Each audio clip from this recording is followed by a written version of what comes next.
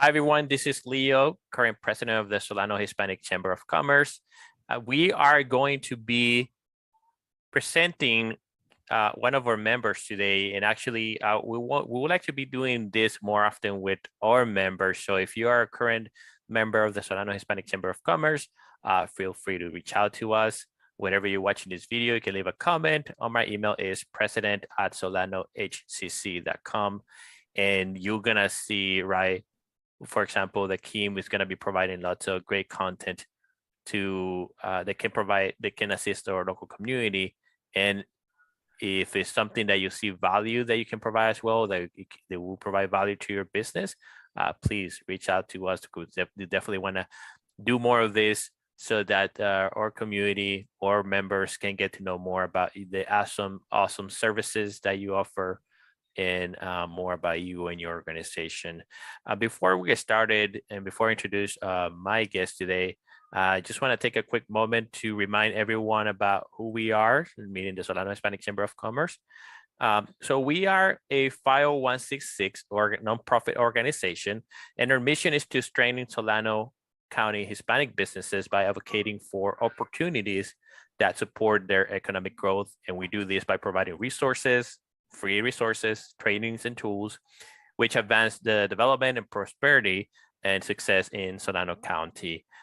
We speak Spanish, hablamos español, varios de nuestros representantes hablan español, and we are a chamber that is all volunteers. We definitely want to change that, right? So we can provide better services and come on board, right? If you have the passion to help our businesses in our county, come on board. We always looking for volunteers, but please, bear with us if sometimes we take some time to get back to you. Is simply because, right, this is a volunteer opportunity that we have.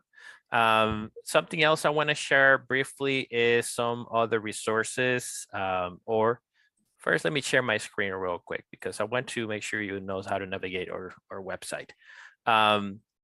So if you go to about section, you'll always get to see who our board of directors are, and you can contact any of these directors that you see the information, right? My information is displayed there. Current president Alma Hernandez, or past president Pedro Arroyo, his point of contact if you are a business in Fairfield, Susun, Rio Vista.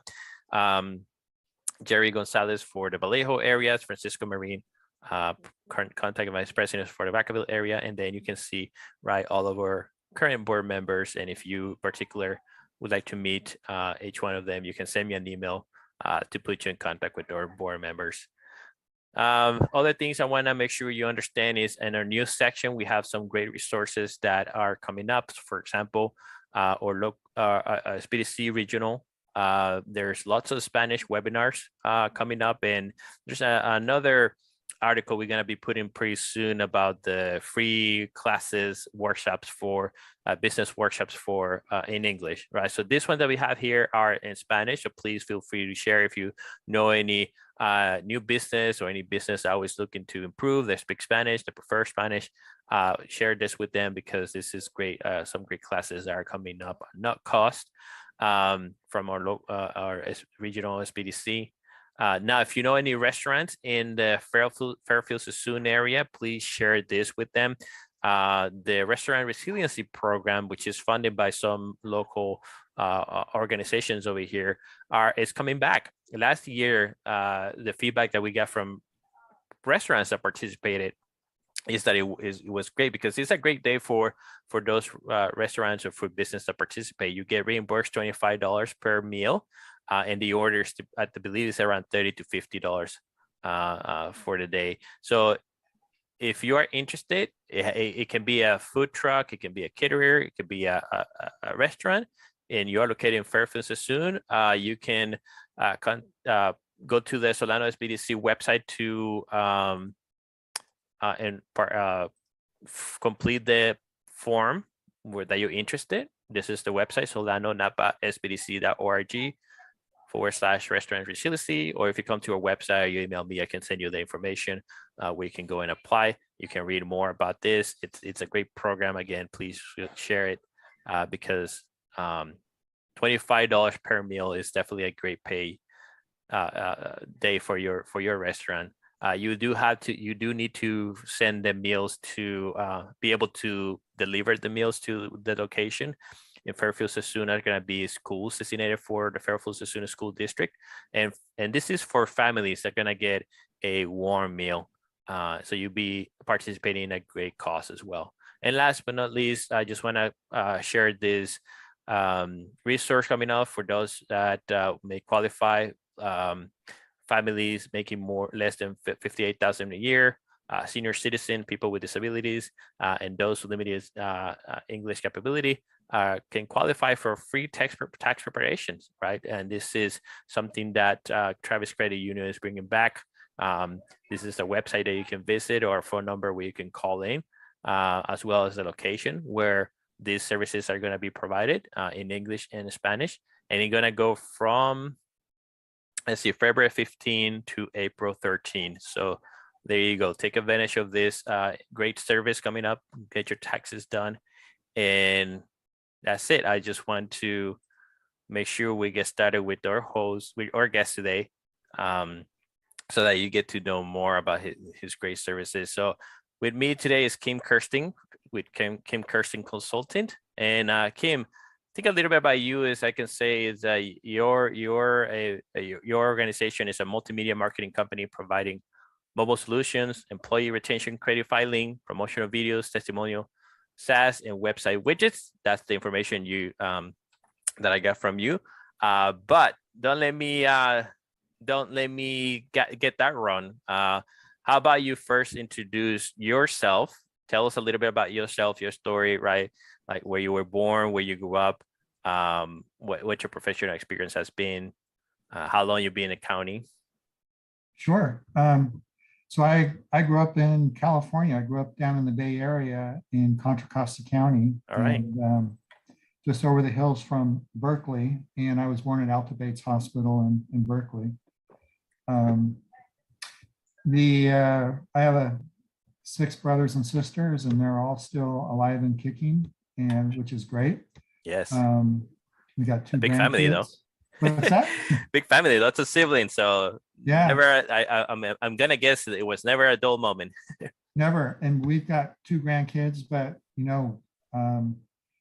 we actually had I guess 15 cousins, so to speak. So we had family gatherings were really great. And for the past 2 Christmases, we've not been able to be together, which is a big miss, because we get, our Christmas celebration is always 35 to 40 people. Wow. Usually in a restaurant now, not in someone's home, because the home just can't handle that large number of people.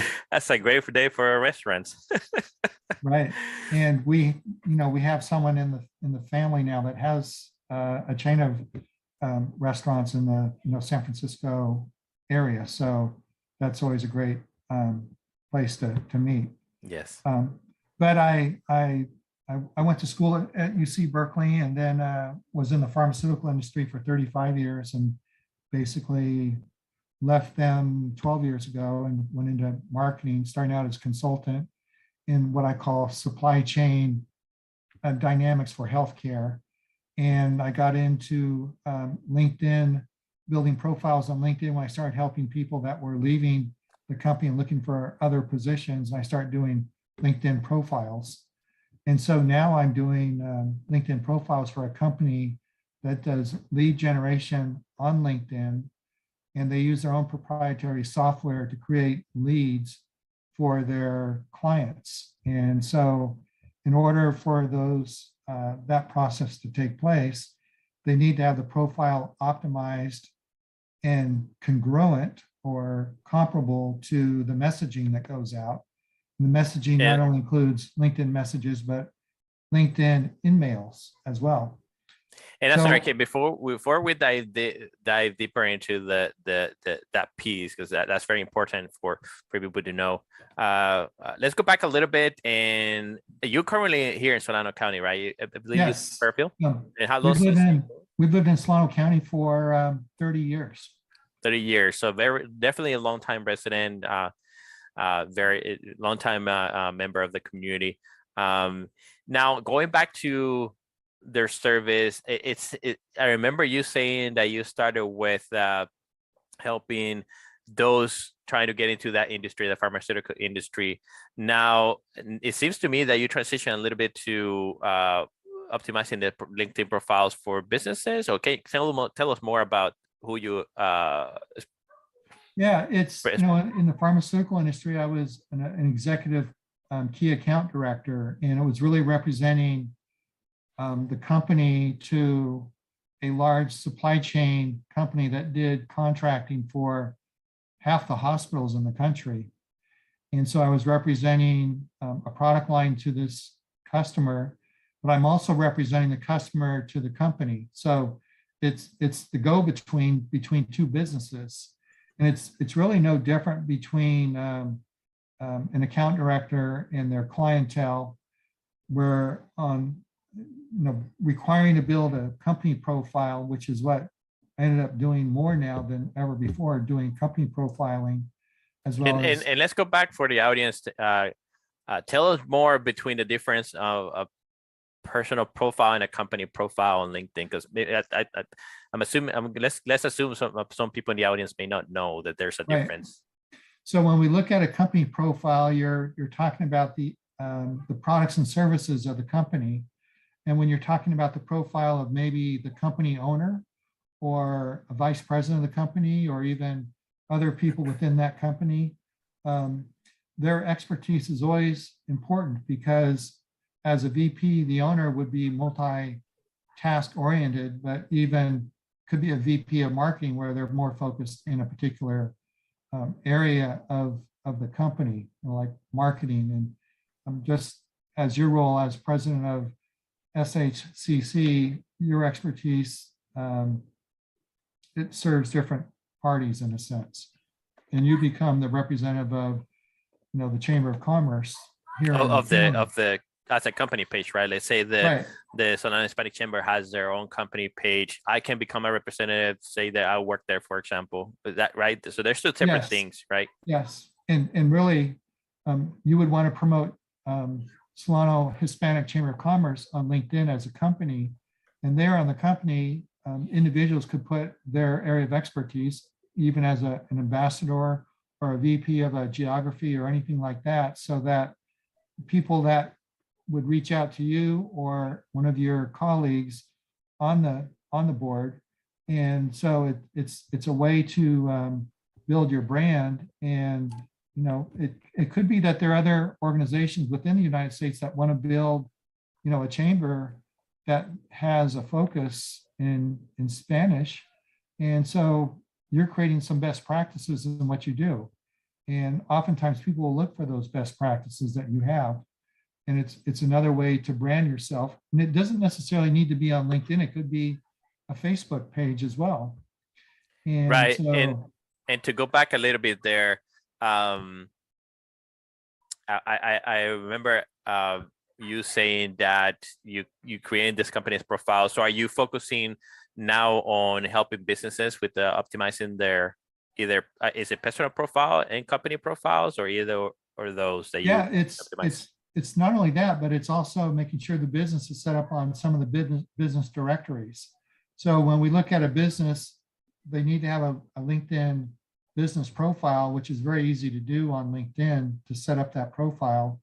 But also, if someone's going to look for a particular business on Google or any other search engine, it could be Yahoo or Bing or even Safari, it's important to make sure that that business would be optimized on those business directories for those search engines.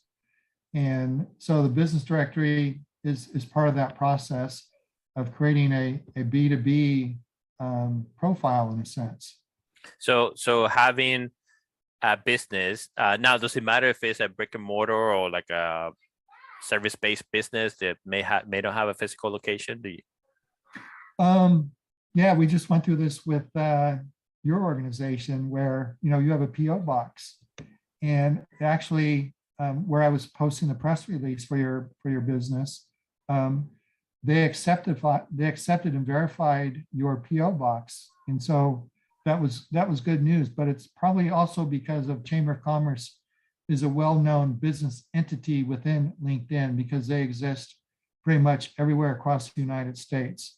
And if you go online and look for chambers of commerce in Sacramento, it comes up with like 10 different organizations, because the chambers don't not only specialize for a particular geography, but there is a Hispanic Chamber of Commerce. There's different cultural aspects of chambers of commerce as well, because there's a general interest for different niches within the Chamber of Commerce. Right, but from the perspective of the profiles that you mentioned, right? Yes. For a business, does the profile help? My question was, does the profiles help a preferable to brick and mortars, or does it help also a business that doesn't have a physical location? Yeah, the physical location works far better because that's what Google wants to optimize.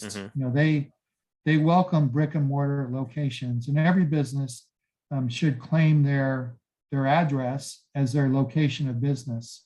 That's really important. So as a business that has a service and they don't have no physical location, should they don't open the profile? So what should they do? They should set up a profile, and very easy to start out by saying, how do I claim my business on Google? They put in that search question and Google will do the rest. They'll likely have a location for your address already, and they'll ask you, it'll say, do you own this business? And then you can click on the link and just start setting up your business content. And what a business should do if they don't have a physical location? So it's a virtual business.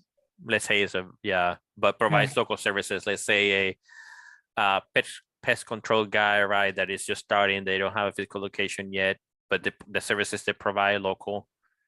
What should they do in those situations? Yeah, in some cases, I will use my home address. I use my home address for my business, Kersten Consulting, but it also allows me to click a box on Google My Business that says I do not want to show my address. And that's one way to do it. The other thing is just to get a PO box, whether it's at UPS, a postal box like that, and just set it up as a mailing address. So at least it's documenting part way, and it allows you to get mail at a quote a business address because it's a PO box, and that is that's kind of a work in progress.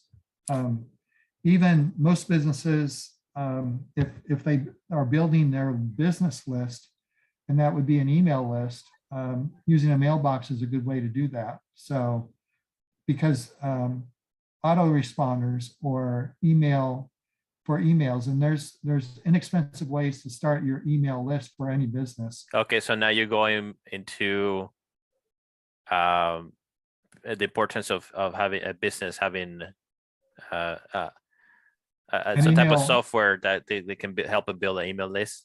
Yes, there is. Okay, yeah, and it's really starting the process of building your online visibility.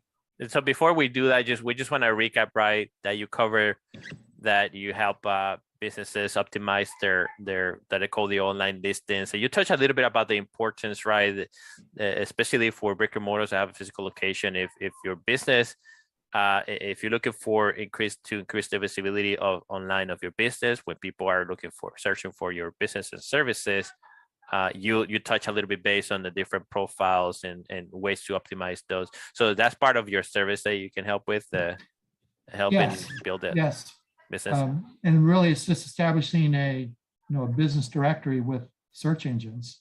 Okay. And if you like, we can certainly host a 30-minute workshop, and I can show businesses how to do that themselves as well.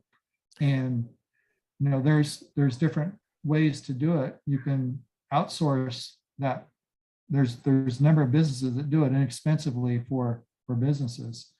Definitely. So audience, right? If you feel that that's something that you want to learn more, that you perhaps are struggling to get your business found online and you provide local services, you have a local location, let us know if that workshop will be helpful to you.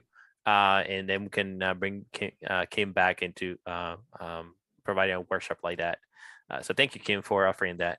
Sure. And I imagine that people can contact you if they would like to do it directly with you. Absolutely. Yeah. Okay. Do you want to share that with us right now or at the end? I'll share it at the end. And Okay. it's basically kimkerstenconsulting@gmail.com. Okay. So you can see my name here on the screen and just add consulting and then @gmail.com. Perfect. And as a matter of fact, we're gonna show that later, and we can put in the notes when you send me the summary. We can add it to the notes. And then you were going into touch base of the importance of building a database and using email software that can help you build contacts. Tell us a little bit first about your opinion why that's important for local businesses. Is it more important to any particular industry? Tell us more about that. Yeah, it's creating a list. If there's anything that has to do with creating value for a business, a local business online, because people will always use this guy to look for certain businesses, and they're going to go online and look for reviews. They're going to go online and look for could be Mexican food and a geography. It could be ice cream. It could be pizza. It could be, you specialize in restaurants, Leo. You understand those keywords are really important that people search for. So, but the important thing that businesses need to realize is that their regular customers, as long as they keep coming back, that's the important thing, because that's important. So instead of coming to your restaurant once a month, why not get them to come back 2 to 3 times a month? And that's where getting their contact will help, right? With that increase that revenue from those existing customers to continue to invite them. Is that where you going with that? Yes, that's exactly right. And how do you get them to come back? Well, maybe you promote a specialty, a special offer. It could be, buy one, get one free. It could be a 10% discount. It could be a number of things. You could be offering a complimentary appetizer with the purchase of 2 meals. It could be a number of different things that are viewed as specials. And for restaurants, that's part of doing business. That's how you get people to come in the door. But if you're able to create a mailing list, you can let them know about your specials, or create an interest in something that is of interest to your clientele, so to speak. So whether it's a restaurant or a business, there's ways to promote your specials, and people like good stories. And so if it's not an email, it could be a newsletter. You could create a newsletter that you send out once a month. There's different types of ways to communicate with your customers.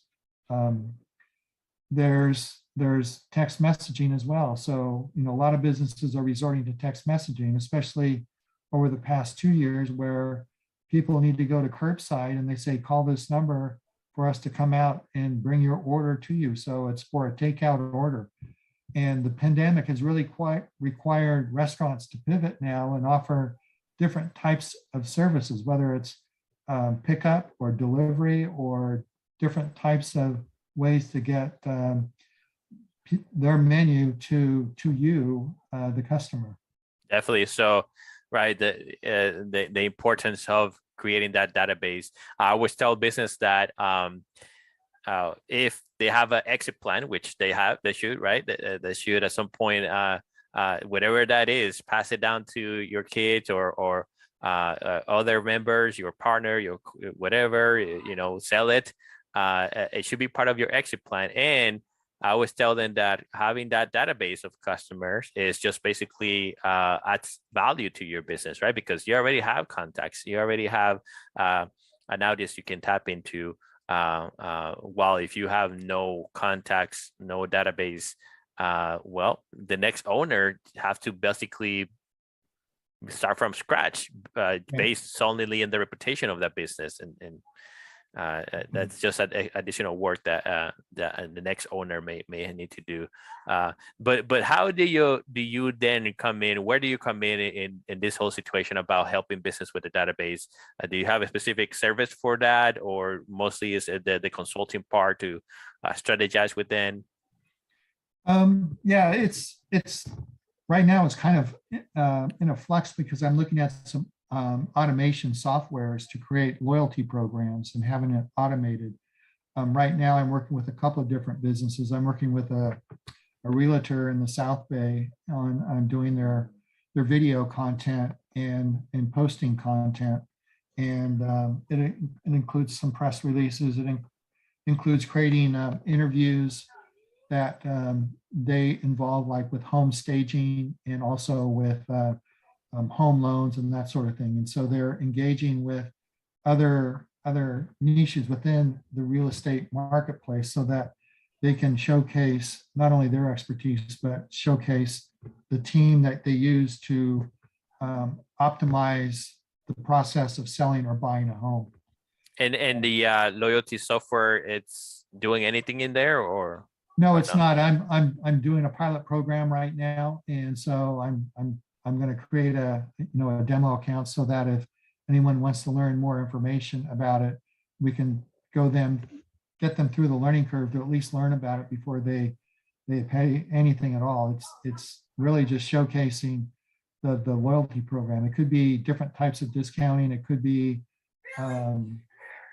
things that facilitate the review process so that a business can optimize the number of reviews that are found online, etc. Those things that enhance their online visibility. Okay, so this loyalty program, would it help a business build a database and as well? Yes, would it have a absolutely. component to it? Okay. Yeah, it's And building the list. And obviously, because they have the database, they can, with the loyalty program, they can continue send offers and continue to invite them to come over. Well, right, and that will help the business obviously to increase that revenue. Right, for the customer. And doing an ad on Facebook is certainly within the realm of possibilities because really Facebook is a great vehicle for location or local promotion. Definitely. So we got to learn a little bit about your marketing services, right? The importance of the profiles and business listing. We get to learn a little bit about the pilot you have going on with loyalty software and how this software is going to help businesses build up their database and obviously use it to continue to invite their customer. Anything else you want to touch in terms of offering? Yeah, the one of the things I'm working on now is an exciting area for every small business to take a look at. And that is the employee retention tax credit, and it's a federal program that's been approved by Congress, and it's for the years 2020 and 2021, primarily the first 3 quarters of 2021. And what are you doing in there specifically? How what's your involvement? Because this is a federal program, right? It is a federal program, and right now I am working with a CPA accounting firm that's nationally based. All they do are tax credits, so it's someone that is very experienced in helping businesses file their tax credit refunds for 2020 and 2021. If you'd like, I can show you some content from the internet. I can show you a website that I have.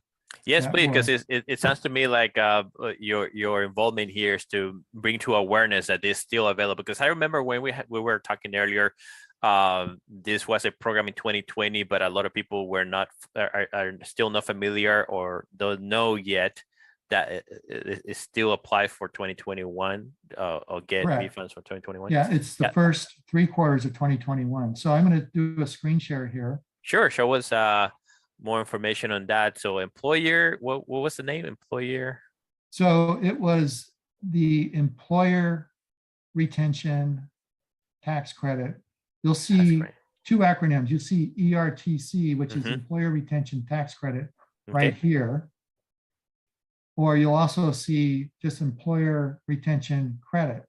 And So if you look at the keywords for it, you'll hear ERTC eligibility, you'll hear ERTC funding, you'll hear ERTC filing.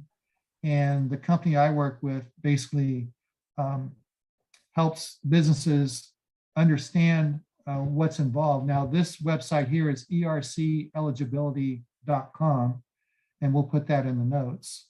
But we basically help small businesses receive their ERTC tax credit, and it's funded by the CARES Act.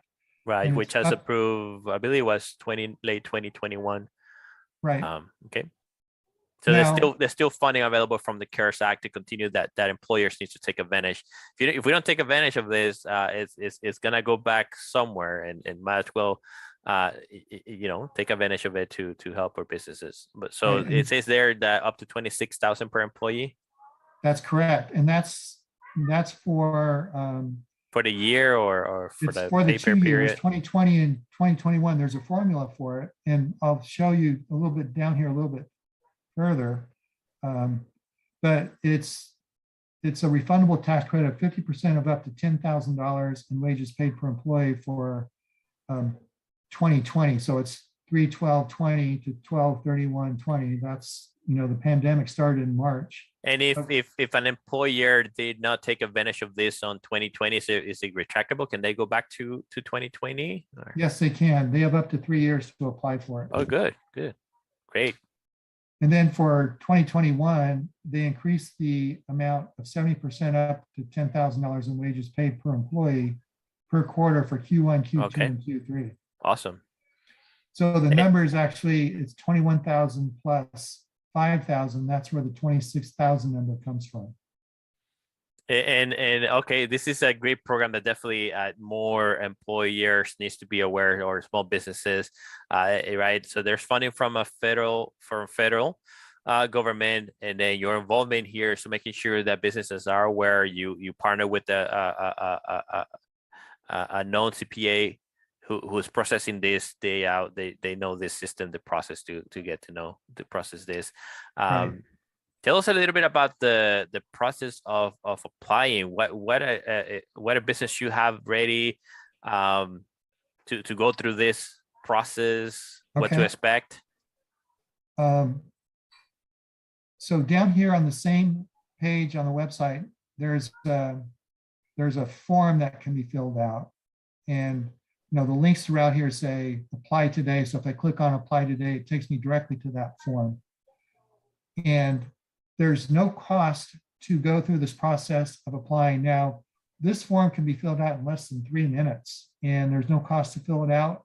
What it does, it starts the process of reviewing your business for eligibility. Okay. And how much that is. So there's no cost to find out whether or not you're eligible and what that amount in dollars would be. So it requires a business name, first name, last name, and this is the business owner. The contact phone number, the contact email address, whether or not you own a percentage of another business, the type of business industry. So, for example, restaurant or veterinarian or anything else that would describe your business. We use the term niche, N-I-C-H-E, to describe that type of business. And then these 2 numbers are important to have, and usually you can get these numbers from your accountant. The W-2s that were issued in 2020, and then W-2s issued in 2021, and then whether or not you operate under a full shutdown. And this is just a drop-down box that says yes, or yes partial, or no. All right. So this form is to get you started in the process. So then a business owner should have cleared that there's further processes that needs to be done, right? This is just to get the process started. Make sure that you are aware that there's a business that is looking for assistance, but there's further work to do, right? This is not the end of it. Exactly. Okay. And what this means is that this will start the process, and as a result, you'll get another questionnaire that will go into more depth. Okay. Everything. Kim, I see that this is great for those business owners that obviously want to take advantage of this, right? They may not have their CPA may be too busy or may not be responsible. Definitely, I think, right, we can all be fair and say that if your CPA can help you with this, great. If not, that's where Kim and your contact can come in place, right? That to get this done, especially because you mentioned your CPAs is specializing in this process. Is that a good assumption to make? Yes, that's correct. Okay. And really, you only want to go through this process one time because there's quite a backlog with the IRS on. So, this process. so the better you can get it done the first time, the faster you're gonna get your money, right? Right. And so Okay. you want to use the expertise that exists out there. Got it. So what better place to do to have that CPA have it done for you that is doing this day and night. Now, is there anything that you can tell us about how the fees are associated with this? Do they have to go through the process and assess fees of that this CPA would charge? How is that process? There is a fee structure that starts out at 15% of the total amount. And is that pay up front, or if once you get the money, how's that done? it'll, if you do qualify for a refund, there will be a down payment required to start the process, but that's only if we practice transparency here. We want you to know that once you know the amount and whether or not you qualify, then a contract would be drawn up and signed, and there would be full transparency in what the fee structure would be. Awesome. Also, Leo, I would be willing that any business that applies through your organization, I would also offer a referral fee to your organization for doing it through your link, in a sense. Oh, thank you. Well, you heard it, folks. Our chamber is a nonprofit, so Kim is kind enough to have some of the referral fees come back to the organization. So if you feel passionate about this organization, and you could use these services, proceeds may come to us. So we appreciate that, Kim. Okay, so there's a 50%, right, to start initiation. So that's a great deal. If you get hundreds of thousands back, and paying 50% of it, I believe a lot of people will do that all day long, right? It's just like saying, hey, pay me $15 and I'll give you $100 back. I make you $100. That's just great. Plus the contract is going to be drawn out, meaning it's going to be a legitimate process. You did mention that the CPA is going to be transparent, and that contract will be all that be done if your CPA has very certainty that they're going to be able to qualify for that. Correct? That's correct. Okay. Anything that a business owner should know in terms of the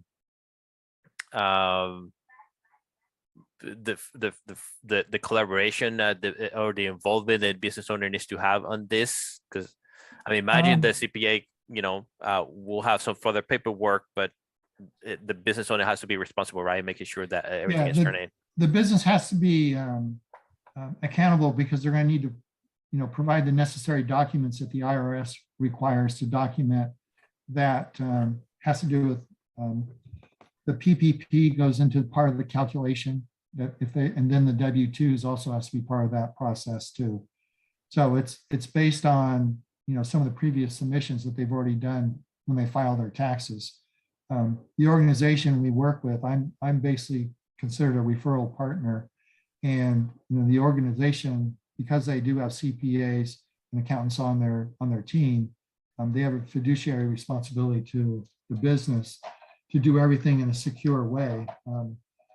And that's, CPAs and accountants have a very high level of trust in the businesses that they work in. So the other thing is that if a business wants me to start the application process, I'm happy to work with them and actually submit the form on their behalf in a screen share, just as we are right now. So got it. If there's any questions, I'm certainly happy to go over any details with them.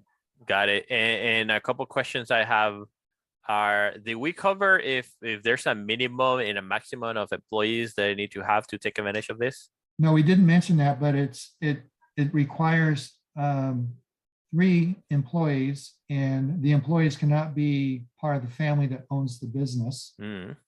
They have to be So, full-time, part-time.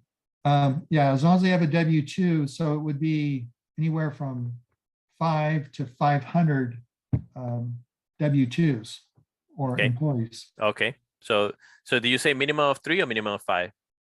Well, it's a minimum of 2 actually, but because of home ownership, where there's a spouse that's working in the business too. So, I was talking to someone yesterday and he says, well, we have 3 employees. And I go, does that include the owner like you or someone else that is part of your family in the business? He goes, no, their W-2 is not part of our family. So then they would qualify. And Okay. that's part of the process that goes through is to make sure there's a clear or full transparency on Right. those W-2s. So they cannot be part of the family, even if they are W-2 family member, they cannot be part of the family living. Right. And there's no limit on part-time people either. Okay. It's unlimited. Good. And now, obviously, being the Hispanic chamber, I want to advocate for Hispanic businesses. Any resources that you may know of, I'll be aware, or is the CPA able to support Spanish speakers? I'm sure they can. We'll make Well, it happen if there isn't. Yeah, please keep us posted on that.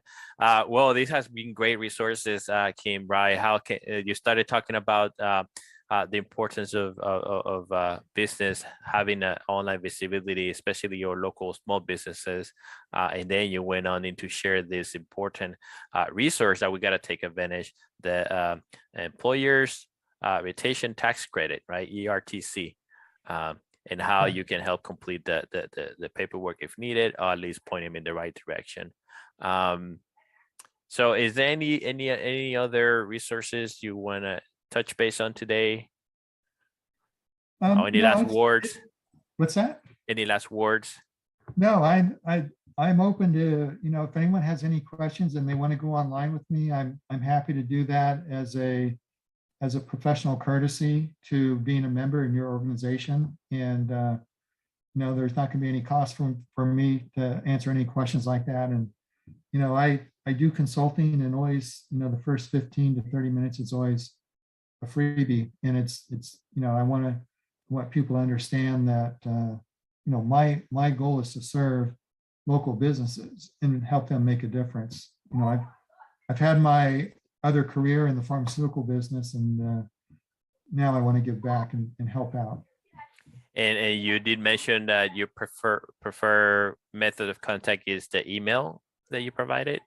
Email or through social media, Kim Kersten Consulting on Facebook or Kim Kersten Consulting on LinkedIn. I'm readily available there, but email is fine. Perfect. That all works. Perfect. So make sure, please, to include those on the notes. And everyone, right, if you we're gonna be posting this soon in our social media or YouTube channel and sending to the newsletters, but definitely you can find the content if you visit our solanohcc.com website. You're gonna be able to find resources, events coming up. I do want to please save the date, February 24, to everyone out there that enjoy our business mixers. Right now, save the day for True Symmetry Brewing Company in Suisun City. So we're finishing those, and we'll be sending that event information soon. But if you can put in the calendar for now, it's going to be from 5:30 to 7 p.m. February 24, True Symmetry Brewing Company in Suisun City. So Kim, I want to appreciate your time today, and we'll definitely look forward to doing more collaborations like this, continue to bring to our community awareness of awesome products and services that we can all collaborate with each other and provide to each other. Thank